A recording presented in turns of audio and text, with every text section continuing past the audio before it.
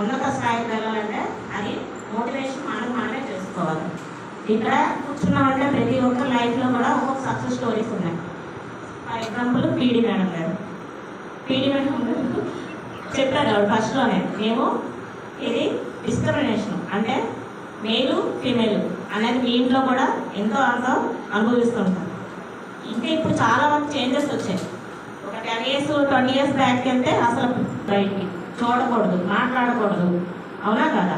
అక్కడి నుంచి మనం ఎంతవరకు మార్పుని సాధించామా లేదా? చాలా వరకు సాధించాం. ఇప్పుడు నీకున్న ఫ్రీడమ్ కానీ, ఎడ్యుకేషన్ పరంగా ఉన్న సర్వీసెస్ కానీ, ఇంట్లో మన తల్లిదండ్రులు మనకి ఇంత దూరానికి పంపించి చదివిస్తున్నారంటే దాన్ని మనం వినియోగించుకోవాలి. చెడు వైపు కాకుండా మంచి వైపు వెళ్ళాలి. ఈ మంచి చెడు అనేది ఎవరో చెప్పక్కర్లేదు. ఇప్పుడు మీరు అన్ని విధాలుగా తెలుసుకోగలుగుతారు. మీడియా అంటే మొబైల్లో కూడా చూడగలుగుతారు. ఏమి చేస్తే మంచి, ఏం చేస్తే చెడు అనేది మీ అంతటా మీరు అనాలిసిస్ చేసుకొని చెడు వైపు వెళ్ళకుండా, ఎందుకంటే ఎవరో చెప్పడం లేదు, మనమే కోచింగ్ చేసుకున్నాం అనుకోండి, ఎటువంటి పరిస్థితుల్లో కూడా మనం చెడు వైపు అనేది వెళ్ళాం, ఒక లక్ష్యం వైపు పరిగెడతాం. మేడం గారు ఫర్ ఎగ్జాంపుల్ చెప్తాను నేను, ఎందుకంటే ఎడ్యుకేషన్ ఆగిపోయింది. చైల్డ్ మ్యారేజ్ ఒకవేళ చెప్పాలి,